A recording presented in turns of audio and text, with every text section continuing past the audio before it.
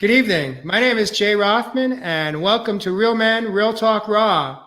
It is Friday evening here on the West Coast of the United States, and this evening I am excited to have a special guest. Some of you may have seen him on the show before. His name is Justin Bauer, and I would like to welcome you to the show, Justin. Yeah, thanks for having me back, Jay. I'm looking forward to this one.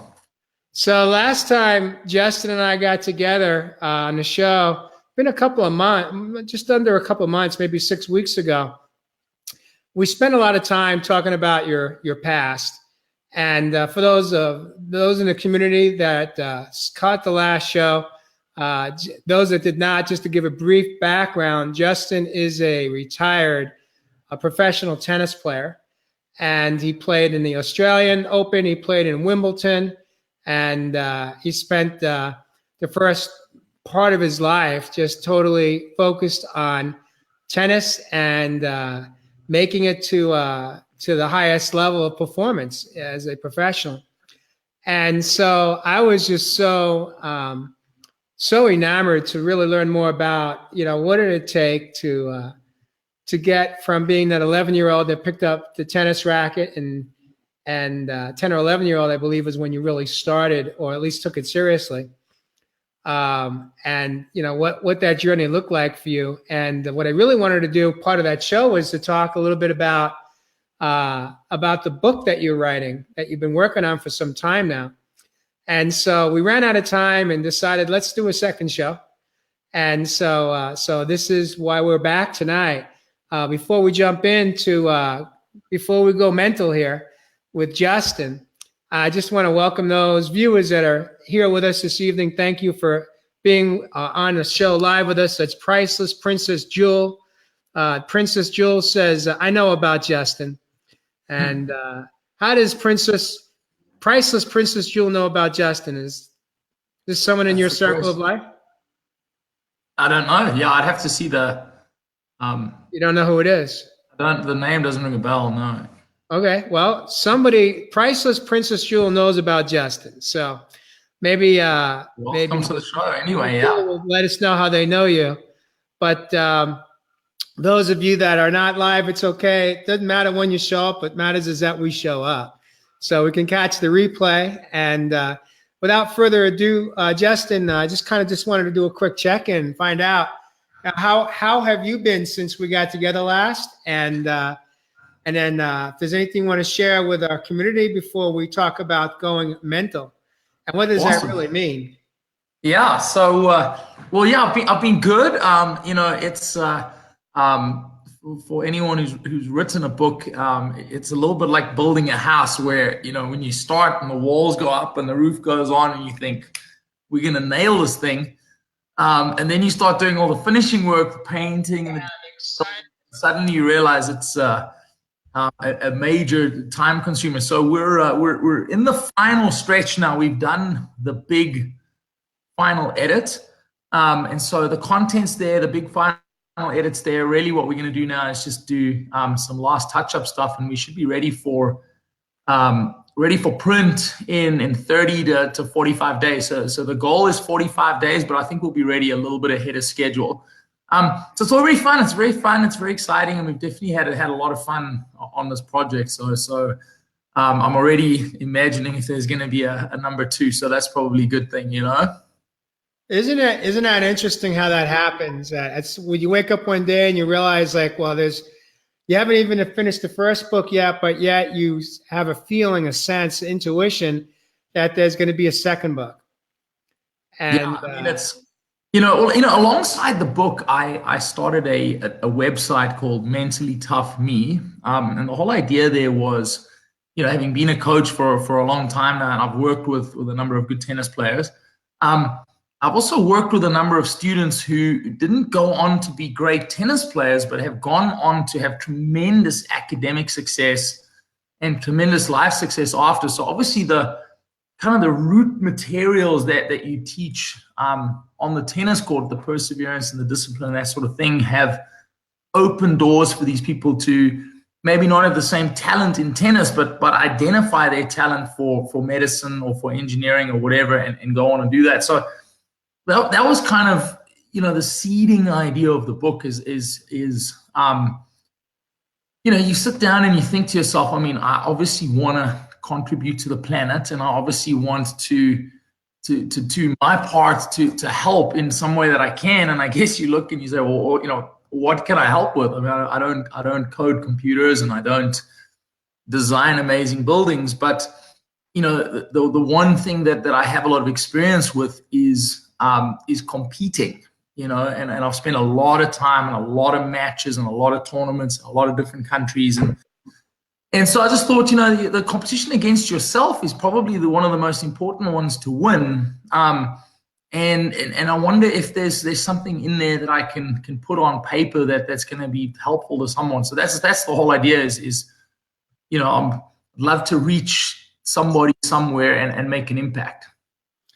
What strikes me is you hear about a guy like yourself who played at the highest level in a professional sport, and you would think that your book's going to be about the game of tennis, how to win at tennis. And my sense is in the few chapters that I have read that you share with me, this is very little to do about tennis, and this is more about how to well, I don't need to paraphrase you. Why don't you tell us what this book is really about? Because I believe it's not a whole lot about tennis and how to have a great shot or how to volley and how to win a match, but it's a match way bigger than the match on a court. Yeah. So, when I was a kid growing up and I was dreaming of going to Wimbledon, I obviously had my fair share of people who told me that I was out of my mind. They're like, that's too big of a dream. Your family's not very wealthy. You come from this tiny little podunk town in the middle of nowhere, and it's just not a reality. So the first instinct for people is to try to protect you from the potential failure down the road. And so they don't want you to have this big dream because they don't want you to essentially have the big failure. And so they start putting all these limitations on you, and those limitations are in a sense a protective mechanism, because they're worried for you that your dreams might be too big and they might end up damaging you more than they help you, right? Now, over my travels, over the years, the one thing that's kind of stuck with me that I've seen from a lot of people is that they are having a hard time expressing their true self. So they're trying to find a job, or they're trying to find a relationship, or they're trying to find a sport, or they're trying to find something where it gives their life meaning and it gives them a sense of purpose every day. And I think a lot of people, that I use that saying, most people lead lives of quiet desperation. But now I've kind of had two lives, because when I was a tennis player, I knew exactly what I wanted to do. And I could honestly care less about the critics, because the doing part was so fun, right? And so I was like, if I play tennis today, which I absolutely love doing, that's enough of a reward for me. Like, I can totally do this without getting paid for the next 10 or 20 years. And it wouldn't bother me, because the 3 hours that I do this, or 4 hours that I do it for the day, is lovely. So that passion was my fuel. And I dreamed about it, and I thought about it, and I was very absorbed in trying to solve some of the various problems, and couldn't wait for a chance to go and apply some new knowledge to try to crack the code of whoever it was. And then, of course, I got hurt, and so now the thing that I'm the best at is gone. I'm not a tennis player anymore. And I know the 12 years of insane work that it took to get to being one of the best at something. And so you say, okay, well, now, do I have the 12 years to put in to get that good at something else? And do I have the passion to get that good at something else? And so suddenly I'm in the shoes of a lot of the people that I've met that are like, yeah, I'm not an unbelievable talent at something. And so I'm trying to make my way through this world. I've got to have my job to pay the bills to get by, and I don't have a lot of time in between kids and so on and so forth to go after the things that I'm really dreaming about. And so anyway, that all kind of laid the platform for for the book, and I was like, let me see, obviously subsequent to tennis, we've had a couple of successful startups. And so it's that reinvention process that that I'm really trying to share is its own kind of step-by-step way of looking at what you have in terms of human capital inside of yourself, and how to access that and how to put it to use so that you can unlock some of those doors to the experiences that you want. And I call that success, but I just always want to clarify, like, that the version of success that we're looking for here is not like something you see on those 30-second ads that's like, if you follow my program, you'll be a millionaire in 6 months. It's not about chasing the dollar as much as it is appreciating life and saying, geez, I got my 180-year shot at being on this planet, and I want to take it in. I want to experience the different flavors and the different cultures and these cool things and the mountains and the fresh air. And so it's about trying to capture the essence of life a little bit more. Amen. While you're taking a moment to breathe here, I want to welcome Maxwell Geiger, who says, congrats, Justin. I hope you are doing well. See you soon. Sandy Kalajian. Hi, Sandy. Thanks for joining us this evening. Allison Clausen says hello.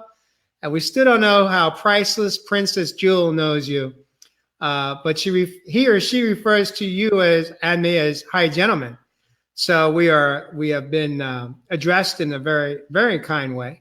We're being called awesome. Gentlemen. It wasn't all every day that I was called a gentleman, especially when I was in my younger years. But I'll take that today. I love how how what you just shared about is it's about the reinvention part, and you're in a scenario like so many other professional athletes, or even men and women that aspire and they make it at least to the collegiate level, and then their career ends because they're either not good enough to get to the pro level, or they get injured, or for whatever reason they get taken out. But at the end of the day, when you're at performing at a level, especially in sports like you were, where your whole life, everything is based around the sport. You're 150% invested. It's not 80%. It's not 50%. It's not even 100%. It's probably 150. And so that not only is it your life, it's also, to a large extent, your identity. Yeah, absolutely. And so then what happens to an individual who's 150 to 200% invested in, all of a sudden their career is over. It's not just about reinventing yourself. It's about really figuring out who you are at your core, because who you were is no longer who you are. Or I don't know if you agree with that statement or not, or is it more what you did shouldn't really define you, who you are anyway? But there's where the challenge comes in, I think, Justin, because I think, at least in the society that I grew up in the United States, our careers, especially as men, and for women too that have selected to have careers, our careers tend to define who we are. Yeah, and that's a slippery slope. It is, and the way I think about it is, if you go fishing and you cast off and the line goes out, if something goes wrong and some of that line jumps off and now it kind of tangles itself in a knot,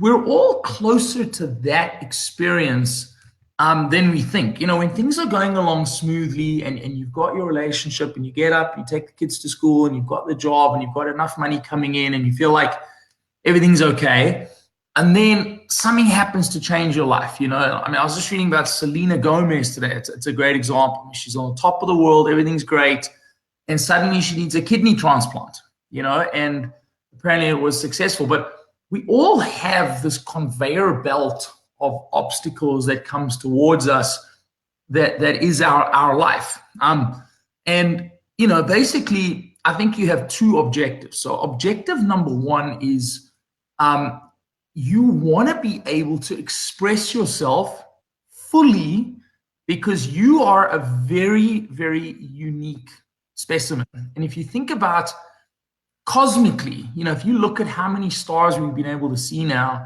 and how many planets we've identified and how rare life seems to be across the cosmos, I mean, it's definitely not overflowing. You look at, the Fermi paradox. So every human is incredibly precious, cosmically speaking, and we're all very, very unique. And what you have is the instrument becomes dull, right? As the pressure of your job or the sadness of lost relationships or disappointment in yourself or not living up to other people's expectations or just all of those things can have a way of making it that you don't really look for ways and places to express yourself in the world anymore. And, so you end up with lots and lots of potential and talent that's lost and dissipated through the everyday actions of life, and I think a lot of people know what that feeling feels like, where they're like, I think and I believe truly that I'm capable of more. And so, that's my biggest question that I'm trying to answer in this book, is to say, look, I've read a lot of books. I've been lucky enough as a professional athlete to work with a lot of sports psychologists. So I've obviously had some help in figuring some of the stuff out from some really, really top experts. But for all of us, the question is, you have to take action, and you have to understand what causes you to take action, So, and we'll get into that in a couple of minutes, but that gives you the kind of the foundation and the foundational reasoning behind the book. I'd like to take a moment to welcome Amy Hicks to the show tonight. She says, I agree with you, Justin. She says, yeah, I learned about that today, too, about Selena. Hi, Amy. Thanks for joining us live this evening. John Thaddeus Fiore, one of our staunch, we'll call him just a rock. He's a solid man that shows up pretty consistently. He's here just pretty much every week. And John, thank you for joining us tonight. I don't know how your week, John, was, but I'm sure somehow, some way you tapped yourself through this week. And I hope your recovery is coming along well for you. So I guess, Justin, one of the questions that comes to my mind is if you could pull out some, what I refer to them as liquid gold moments. Some people refer to them as nuggets. What are some of the nuggets that if we want to do the Evelyn, what's it called? Evelyn Speed Reading School of Speed Reading, Evelyn Woods. I may be dating myself there, but what are some of the liquid gold moments that come to mind that you can share with us? Because there's a lot of people that find themselves in, let's say, in careers and or relationships or a space in life where they're kind of frozen, they're paralyzed, and they know they're not happy. They know that they're not getting their needs met. They're unfulfilled. They're not being challenged, whether it be physically, emotionally, mentally, and yet they tend to stay in that place and don't make a change to reinvent themselves or to invent themselves. What are some of the any tools that you may be able to provide or share with us from your perspective? What does it take to do just that? Okay, so the hardest part of any new thing are the unknowns, right? So especially like if you're an entrepreneur and you have to figure out the steps, it's very, very hard for you to find a place where those steps are mapped out for you. So essentially what it means is you're going to have to go and make your best guess and then kind of see the feedback and the result from that. And then you're going to have to adjust to take your next shot, So the whole idea is managing your risk well. So I think that's the first part. I guess, yeah, I mean, if I had to start with one word, it's kind of the common sense approach to changing and to doing things well. So like number one is you got to be careful of drastic stuff. You know, like I don't recommend that you run out there and just quit your job and say like, hey, we're doing this thing now and I will be fine. We'll find an investor. Everything's going to be great. Like that's how you set yourself up for disaster and for failure. So, you know, number one thing is you want to try to stabilize your ship. You want to say, I've got a good job, or I've got a job, I've got the bills paid, I've got those sort of things, you know, reasonably well under control. And then you're going to have to suffer a little. You're going to have to make time, and you're going to have to say, okay, you know, if I'm working 40 hours a week, and let me see what's my dog's doing. She's having some fun. I'm going to need to make 15 or 20 hours a week to do the other thing, you know. So if that's studying, I'm going to have to show up at my classes, or I'm going to have to show up in front of my my online school, and I'm going to have to do the studying. I'm going to have to do the grades. And so the part of the book is about being realistic about the process for each and every person. Like, it doesn't take you, you know, they have the thing that the 7 steps to Kevin Bacon. You know, you can start with like this coffee cup, and then you can say, okay, well, the guy who made it owns a company that's called Bob's Coffee.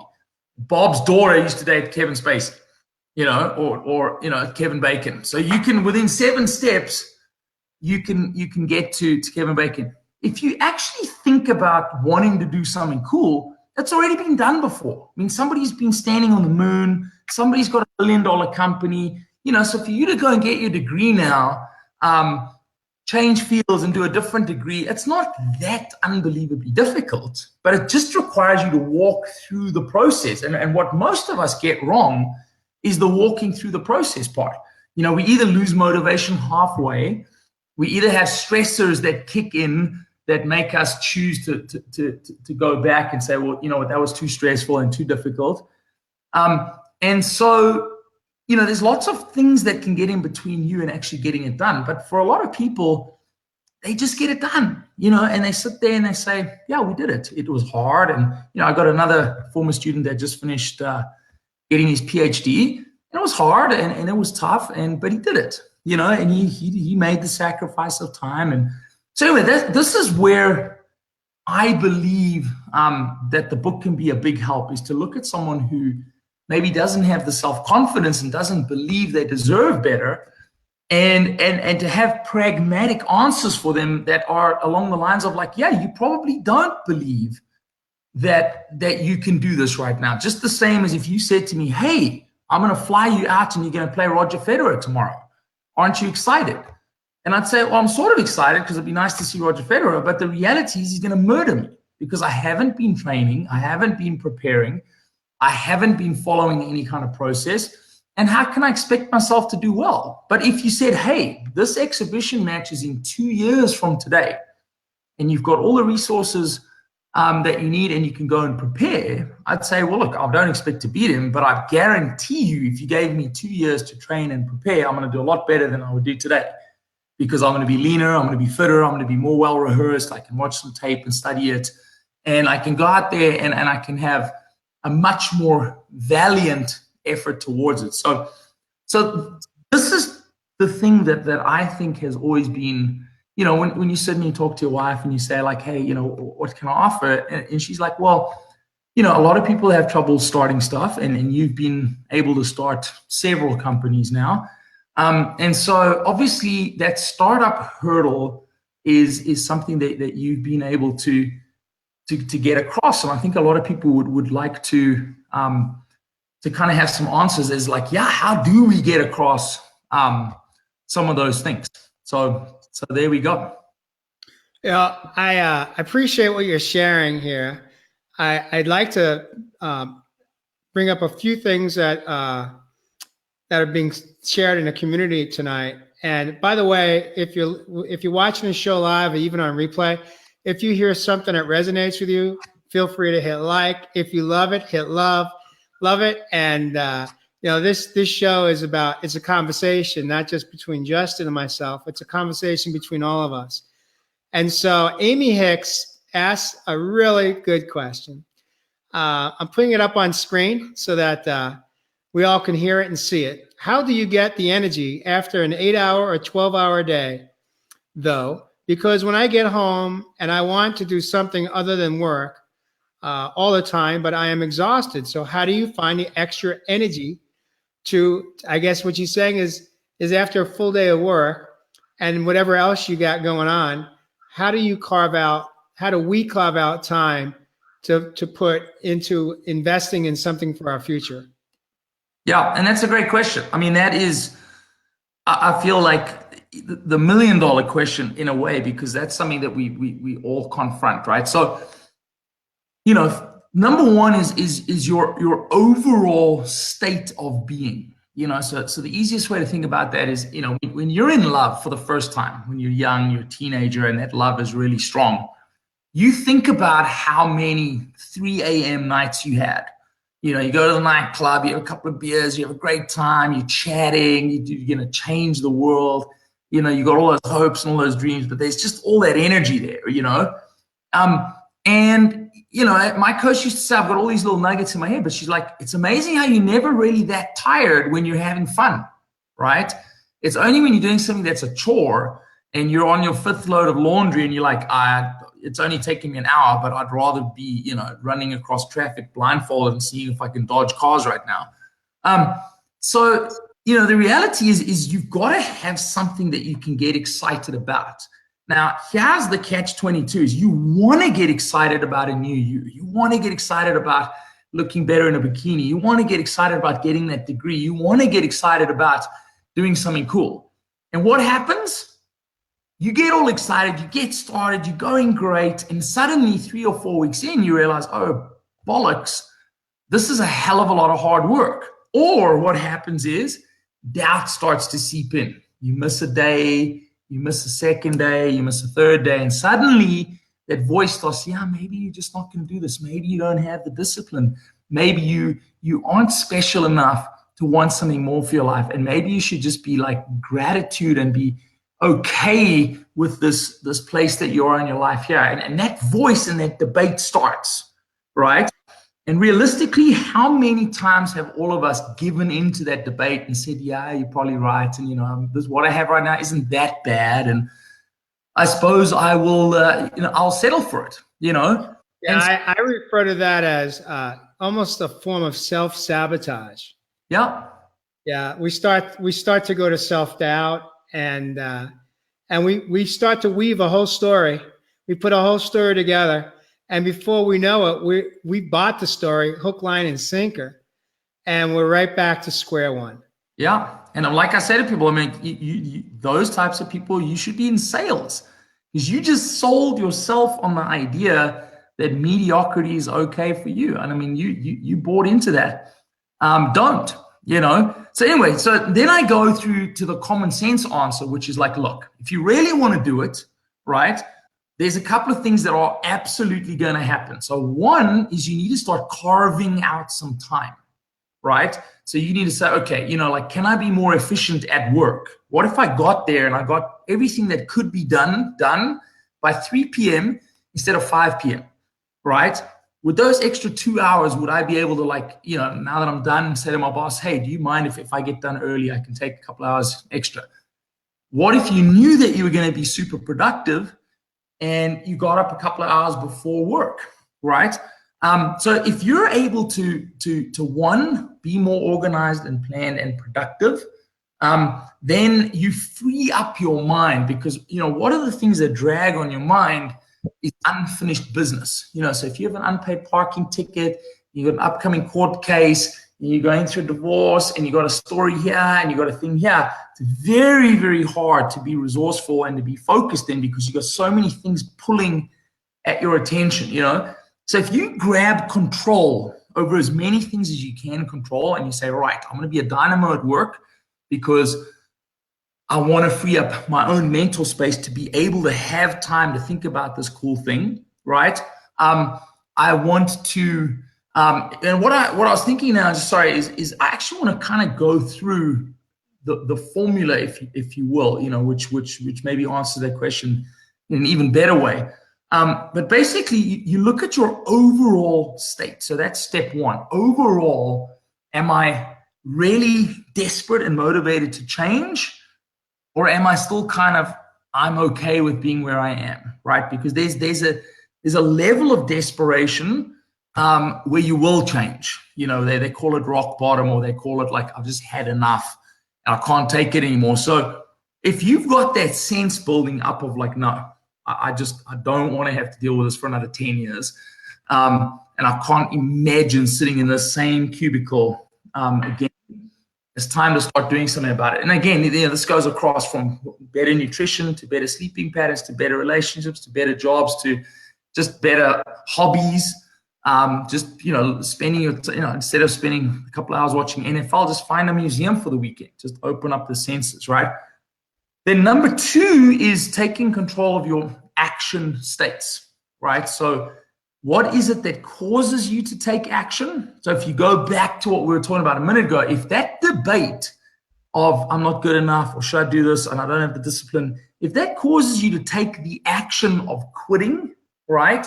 Then essentially what's determining your action is lack of confidence that you're actually going to finish. So you don't believe you're a finisher. And because of that belief, you don't finish, right? If you gave that same thing to a robot, the robot would just go do it and be done with it and then move on to the next task. So we all intuitively know that we're capable of taking the action, right? And the thing that stands in our way is often emotion and reason. We manage to talk ourselves out of it, and our emotions get in the way, whether it's fear, whether it's anxiety, whether it's just irritability because we're tired and we're stretching ourselves a little bit. So anyway, after the action, you look at the ego and you look at what satisfies you, right? And you look at, if the fear of failure and the fear of the stretch is too painful for the ego, and the comfort is here where you are, you're going to have to fight through your own ego. You're going to have to fight through, and it's true, society holds you a little bit too. Like it's weird how if you suddenly start telling your friends like, hey, I really want to go get my PhD and we're really going to rock and roll with this thing. Your friends are like, hey, but that means you're going to overtake us, and that means you're going to have a way nicer car than us in 2 years' time. And this scares me a little bit, Okay, so then after that, and this is where it gets interesting, because then you're going to have what I call your thick skin internals. And your thick skin internals are all of the things that allow you to keep going. So you go in the store and somebody's talking about how you want to be a painter, and painters are all idiots. And you go and you say, well, geez, I never thought the world thought that. Let me quit right now. Or you say, well, I don't care what that guy thought. Like, I know I want this, and I'm going to go ahead and go through it, And so your ability to persist, your ability to move to the next obstacle is all sitting in that thick skin compartment, And when we break that down and we think about the damage that can be done in the progress-regress cycle, so you start a diet and you're doing well, and there you are, you've lost 10 pounds. But then the voice comes and you lose confidence, you have a couple of conferences, you have a couple of bad eating days, you feel really guilty, and now you blow it, and boom, you go right back down to where you started again. So now you put all that effort in for 3 months, and then you blew it all, and you're back to square one. So 6 months of effort has gotten you to the starting point. And you do it again and again. And now the next time that you want to start, you're thinking to yourself, well, I don't actually want to start because I'm going to put all this effort in for 6 months and it's going to get me right back to the starting line again. And so it's not a very efficient system, because all of the hyping myself up and all of the hunger and all of the sacrifice and all of the is going to lead me back to square one. So I'm going to suffer all of that, and I'm not actually going to get anywhere from my suffering. And so this becomes a real hurdle for some people to get started, right? And you need a thick enough skin that you understand that you're going to need to get through some of those, and that you're going to regress sometimes, and you're going to have to build back, and that's where humility comes in, where you can say, yeah, I lost 20 pounds, I put 10 back on, but you know what, I'm not going to let that 10 become the full 20. I'm going to get back on track here, and we're going to slowly start making progress. So 2 steps forward, 1 step back. Hey, Justin, 1 sec, I'm going to interject here. I put up on the screen, I believe you probably don't see it in your side of the studio, but John had made a statement, and I want to share it because I want to piggyback on this, which is aligned with what you're sharing. Is he says, ask yourself if there is anything you need to learn about where you are now before you move on. And what that means to me is he brings up a very good point, which is totally aligned with my interpretation of what you're sharing, which is that when we self-sabotage ourselves, or because we start to hear the old stories or the old tapes, which is the belief systems that we either believe or we heard repeatedly by a parent or someone, a teacher, students that have caused some internal damage to ourselves. A lot of times we're not even aware of how much our life is being controlled by what other people have either said or what we believe to be the truth, when in fact it's not. But therein lies the opportunity, is that when we start to have when we're not able to achieve some of the goals that we set for ourselves, to reinvent ourselves, if you want to even go to that extreme, is an opportunity to really, rather than just look at it from a surface perspective, but when we're willing to go deep inside and really look inside and ask ourselves, what is the root behind it? Why am I not able to? Why haven't I been able to? Why do I have historically tried and never followed through and finished something either to completion or met my objective and goal?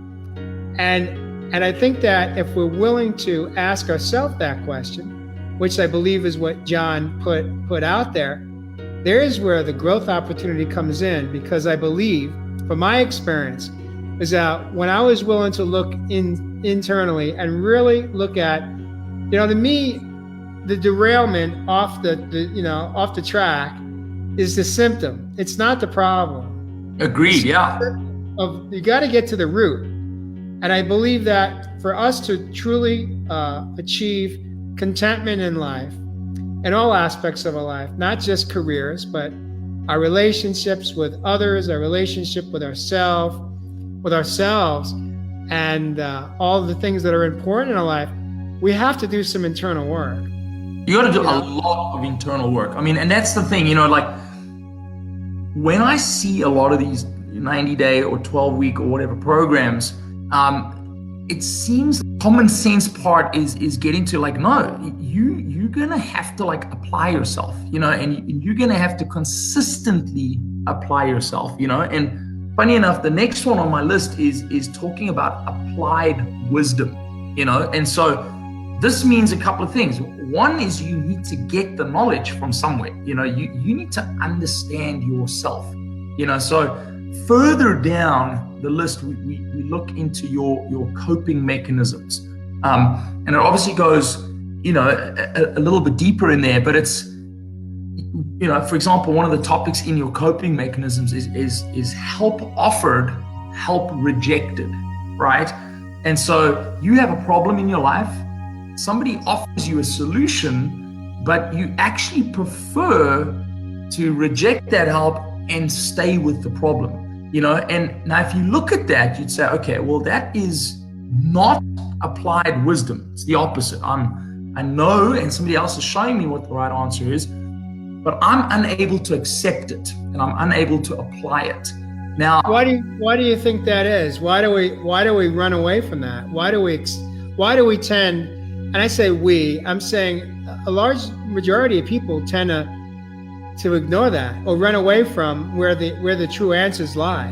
And we do, yeah. I think we all have that as a safety mechanism, and I think it's because that whole thing is so tangled up. You've got your self-image, you've got your place in society, so all of that now becomes at risk, right? If you suddenly go from whatever, making $3,000 a month to making $30,000 a month, how does that change your place in society? How does that change your relationship with your friends? How does that change your responsibilities to living a life of a higher standard? There's a lot that comes with success that you have to be willing to take on. You have to be willing to consistently live higher standards. And so most people are going, I just don't trust myself to actually have that level of discipline. And I'm not sure that I even want to. When you look at Phelps or these guys getting up at 4 a.m. and training for 4 hours, unbelievably hard, burning 4,000 or 5,000 calories in one training session, that's not easy to do. And that's not easy. So along with the success comes the exponentially rising amount of work, and in that microcosm of sport, but it's the same inside of yourself. If you really want to break through your own barriers, what you're really searching for here is self-wisdom. You want to know yourself well enough, to say to someone, if you know for a fact you can't tolerate criticism, right? Then you've got to put yourself in an environment that doesn't have criticism, or you've got to adjust and grow a thick skin to where you can tolerate criticism. But you can't stay in this place where you say, I don't tolerate criticism, and whenever somebody criticizes me, I just throw a plate at them and quit, right? So you have But here's the truth, though. A lot of times the criticism is self-criticism. We just play those tapes, and we're not even receiving it from the outside, but we're so trained to anticipate it that we kind of play it to ourselves. Something that strikes me right now in this moment, I'm going to go back to something you said a few minutes ago, Justin, is the other evening when we got together and we were outside having a glass of champagne to celebrate a special moment in my life with you and your beautiful wife, Alexandra. You shared a story. You work at a tennis academy, and you coach students of all ages, but a lot of young students. You also offer mental coaching. You're a coach, not just in tennis, but on the mental coaching side. And you offer your services to your students. And you mentioned something to the effect that you've had a few parents that dismissed that. And because you actually felt that their children would benefit greatly from doing just a few mental coaching sessions with you. And the way you described it, I'm paraphrasing you in a moment here, but I believe you said something to the effect like, the parents are like, they're good, they don't need that. They just need the tennis coaching. And therein lies a huge part of our problem in our society today, is that we dismiss how important the mental part of life is, the mental game. We're so focused on the physical part. It's like kind of like the same thing when I ask people in my business, tell me what kind of self-care do you do? Mm-hmm. And their answer is, I go to the gym 2 times a week. And that, going to the gym 2 times a week is not a bad thing. But if that's our definition of self-care and that's what we're doing, we're missing 95% of it. It's like when you ask a guy like you who is a professional tennis player, how much of your success was physical and how much was mental, right? And there is the answer. Looking after your body, yeah. I mean, I have a very simple story for that situation. Is like, I know that probably 2 billion people on Earth have a computer of some sort or another.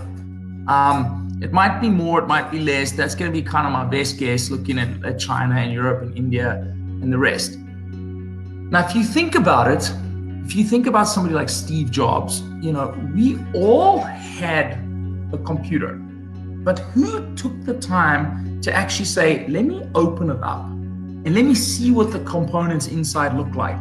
and let me try programming it and seeing if I can like make it do stuff rather than it just doing what it's supposed to do. So it's nice that I can open a spreadsheet on it, but maybe I can write a program that allows me to do this or allows me to do that. And so you teach yourself how to code and you teach yourself how to use this machine, and suddenly you open up the first $1 trillion company. Like, that's the amount of potential that's in understanding this machine. And now you look at your own human body and you say, what the hell? I mean, I've got this ridiculous thing between my ears, and it's so powerful and it's so unbelievably capable. It's capable of one of the most amazing things that we'll all ever have, which is love. I mean, think about how far love can carry you. You can be in the worst situation in your life and you can just think about the smell of someone that you really care about. You can think about your tiny baby and her laughter, and the amount of strength that you can gain from that is remarkable. And so why wouldn't you say to yourself, of course I want to be an expert at the human psychology, and I want to be an expert at what's inside of me, because I feel like you've got to, one of the words I like to use with people is you need to have a sense of duty. A lot of us have all of these freedoms that people have fought wars for, and a lot of histories happened to give us these freedoms, and freedom of speech and freedom of this, and I can live my life, and etc., etc. But I also think part of that is like, wait a minute, don't I have some duty to my creator? Like, don't I have some duty to find the best in myself and offer that to the world? Don't I have the obligation to dig down deep and squeeze that sponge and get a couple of extra drops out? There must be, at its most basic, there's got to be some or other reason why life sprung into existence, and you can take a religious path and take a scientific path, but both of those are going to have the same question of like, there has to be some reason. I mean, it's a very, very interesting accident if that's all it ever was. And so I think that's important is if you start framing your life in that way of like, maybe I got to remove my choice to be complacent and my choice to not offer much to the world, and get out there and try to really, really make some kind of a difference, And anyway, I just think that's an important framework to work from mentally.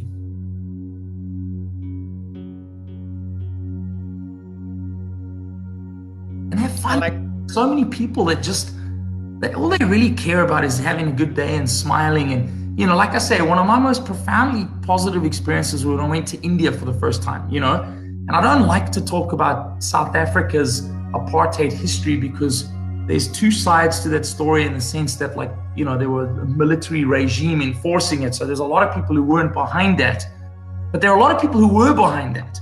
And so when you're a white person in South Africa, you're so much better than everybody else in the world, and you're such a superstar, and these black people or colored people are rubbish and you shouldn't interact with them. And that's the environment that you grow up in.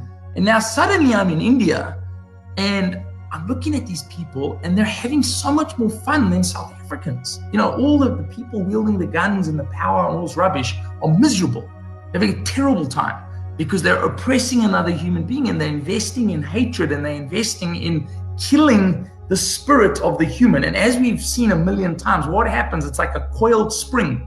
The human is so resilient that you can squeeze and squeeze and squeeze and squeeze and squeeze, and it's just going to bounce back and show you what it's capable of, And so I thought about that, and I'm like, again, it's about the beauty of life, right? You don't need that. You don't need the fast cars. You don't need the fancy anything. But what you do need is your antenna to be sharp. Because if they've got dust on them and you can't see through clearly, how do you take it all in? You can't. So you want to clean those lenses, and you want to make sure your instruments are sharp so you can really. How many people have got good relationships, but they've soiled them, and through abusive practices they've made it that they're not that fun anymore? You know what I mean? How many times has that happened? And so it's like, stop doing that stuff. Just enjoy each other, and take a second to remind yourself at the very basic level of how cool and special the things and the people in your life are. Yeah, I love what you just said, because what I hear in this moment is decisions that we make should come from the place of love, No love doubt. and kindness. And when we use that as our moral compass, as opposed to ego and greed, our results are very different. And it's a beautiful way to live. I was guilty as charged. I was very ego driven and career driven and somewhat ruthless in my behavior for most of my adult life. And I'll tell you what, Justin, I love the way I live my life today. It's way simpler, and I feel a whole lot better about myself because of that. I wanna welcome Cortez to the show. He's jumped on, and Cortez, thank you so much for joining us from New Hampshire. John, thank you for coming in again, and being so interactive in the show with Amy and Justin and myself. With what time we have left here, Justin, because we've got about 8 minutes to go, believe it or not, the hour just flies. It goes so quick. I believe that our future is always in the children, because by the time we're adults, we're all struggling to try to find how to come back home to ourselves. And some of us make it and some of us don't in this lifetime. But being that you love working with children, and my question to you is, I'd like to invite you to share, if I was a child today, I am a child because I do. My own child's still well and alive and kicking and having his temper tantrums and moments of despair. How would you coach me today if I was one of your students? Imagine that I'm an 8-year-old or a 7-year-old or a 5-year-old like your son is. How do you talk to a 5-year-old about mental toughness and going mental? Well, five is young, So at 5, I think I started laying the foundation for enjoying what you do, and making it fun, and completely stay away from results. Did you win? Did you lose? This and that, but try to capture the imagination. I think that's your first job as a coach is to get them hooked on the sport, and then as they get older, you want to sell them on the idea of like, look, you are not your tennis racket, and you are not your results. Those results are an extension of you. And so they are an expression of what's going on inside of you at the time. So as a performer, you are gonna express competitiveness, and you're gonna express fight and will and reluctance to quit. And that's what you're expressing. When you train, you're gonna express art and creativity and searching for answers and amongst a million other things, right? But you'll see when you start to express anger, tennis is your little microcosm of the real world. How you can sometimes, with a little bit of anger, make things better. But if you're consistently expressing anger and expressing negativity, you tend to break things, And so you as a human your function is self-expression, and you're either expressing love and creativity and helpfulness and reaching out, or you're expressing accumulation and selfishness. And again, I have to preface all these things because, people ask me and they say, well, is it bad to be rich then? I'm like, no, I don't actually care how much money you've got, but if you do something well enough that you get paid a lot of money, good for you. As long as you love that thing, if you become one of those stories where you've got the guest house and the yacht, and it's upsetting you that you have to fix your yacht this week and your mortgage is due and it's stressful, and now you've got to do this and your garage door is broken, and all of those things are owning you because every minute of your creative life is spent nurturing them and worrying about if they're okay, then it's shutting down your creativity, and it's like, what is that yacht that's sitting in a bay that's in Morocco or Monte Carlo doing for you today? Why don't you sell it and just rent one whenever you go overseas and use that now new peace of mind to go and do something cool for somebody else? So my coaching philosophy is real simple. It's like, look, we want to build the individual, and we want you, the individual, to be really, really happy in your own skin and to be really, really balanced in your own skin, and learning through dreams that go wrong and through failures and through having to be compassionate and all of those things at the end of the line teaches you how to be humble and how to accept that you can't control everything, that you can do a lot by controlling what you can control. But at your sharpest and at your most useful is where you're actually able to impact and help others. That's when you're at your finest. Wow. I love that statement. We're at our finest when we're able to help others. And this may be a good place to kind of wrap up the show, because what I've learned about you, Justin, over the last couple of months that we've gotten to know one another, is that you're all about that today. You're a coach. You coach the sport of tennis, but you also do mental coaching. And your intention is to complete your book, have it published, and get out on a speaking circuit and continue sharing your knowledge and your wisdom and experience that you have obtained over your lifetime, starting at a very young age and achieving success that most people can only dream about. What you achieved was such a monumental achievement. I mean, it's mind-boggling for someone like me, who's just a guy, just an average guy who's just, doing the best we're all doing the best that we can. We think we are, but we also know we have a lot of room for improvement. But for someone like yourself to have achieved such tremendous status at a young age and goals achieved, and then at this point in your life, fast forward, your life today is about wanting to provide inspiration and help to others. And what a beautiful way to live your life. And I'm in awe.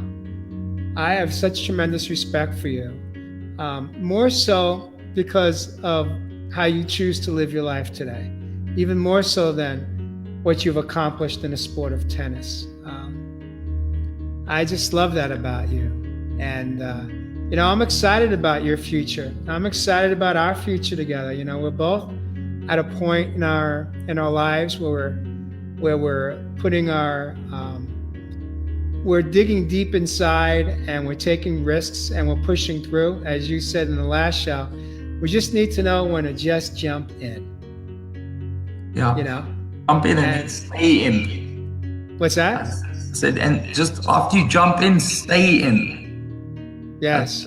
That's the big one, just see it through. Yeah. No matter how, So I look forward to our future, continuing to inspire each other and trade notes. And, we only have so many hours in a day, so many minutes in 24. And, one thing that I see with you that I've learned, I'm aware of, is that you utilize your time very well. You work hard, but you're also committed to becoming the best version of yourself. And even though people may look at you and go, well, you've already accomplished that, but that was yesterday. Today's a new Yeah, day, and totally. we can't live off of what we did yesterday. We have to look at what can we do today to be the best version of who we are Yeah, today. totally. And you got to enjoy the process. That's so important. Like I loved the training and the travel and the competition. I loved being a tennis player. I was part of the reason I was good is because I loved it, you know. And then when that went away, I was like, I mean, what do I love as much as tennis? And the answer was, I tried being a stockbroker. We tried launching a clothing line. I tried being in management. And at the end of the day, the only thing that I can compare with is I love people. I love seeing people happy and seeing if we can impact people. And so, at some level, I feel like I'm deeply connected to my fellow humans. And, if you think about a great company, this will be my closing thought, but you have the CEO, and then you have his couple of lieutenants underneath, and they've all got a doctorate and a PhD and 20 years experience. And then you have your next layer, and there's another 50 people there, and your next layer. That CEO doesn't have to be that good because he has 5,000 PhDs under him that are all really working hard and they're really invested in what they do. So you've got other human capital working for you, right? And so I just flip that script and I say, like, at the end of the day, what I can hopefully do is reach out and help people to maybe get rid of just a couple of roadblocks. But if I help that person and they help the next person, and they help the next person down the line, you end up with a little wave of happiness spreading throughout the world. And that thought makes me as happy as any tennis thought ever did. So I feel like that has become my mission in life, and that's essentially why I'm trying to write a book to further that goal. Beautiful. Well, thank you for sharing, Justin, and thank you for coming into the studio this evening. Awesome, Jay. Thanks for having me. It's been a lot of fun, and I'm going to say a few quick parting comments here. Amy Hicks says, cool. We can talk to Justin again. So she's asking, she's saying basically she'd like to see you come back on the show, and we definitely will have Justin back in the studio when the time is right, when we both feel like it's a good time. Justin will definitely is always welcome back in here at Real Men, Real Talk Raw. Just a couple of closing comments on my end. This Sunday, we have our show, Real People, Real Stories Raw. My co-host, Debbie, and I will be in the studio. We have our guest, Donna, coming in to share her story. And it's going to be a very, very, very powerful show this Sunday. I had a beautiful conversation with Donna late this afternoon, and we've done all of our studio tests, and she's going to be good to go. That show comes on Sunday at 3:30 East Coast time, 6:30. I'm going to reverse that: 3:30 West Coast time, 6:30 East Coast time. That's 4:30 here out in Arizona. Between now and then, I suggest and ask one thing of all of you is to take some time for self-care. And, Saturdays tend to be a day where we carve out lots of time for the to-do list. And we think that is how we're going to fill ourselves up, by running the errands. And I tell you what, I spent most of my life doing that, and it didn't serve me well. I invite you to take some time to carve out for you and do some self-care, do some healthy care that allows you to connect with your mind, your body, and soul, and regenerate and rejuvenate who you are, and give yourself some positive, healthy energy to enjoy your weekend. And with that, Justin, have a beautiful weekend. Enjoy. And we'll catch you next time on Awesome. Real Men. Thank you, Jay, and thanks everyone for coming on. That was fun. We'll see you next time. Thanks, Justin. All right. Take Bye care. for now. Ciao.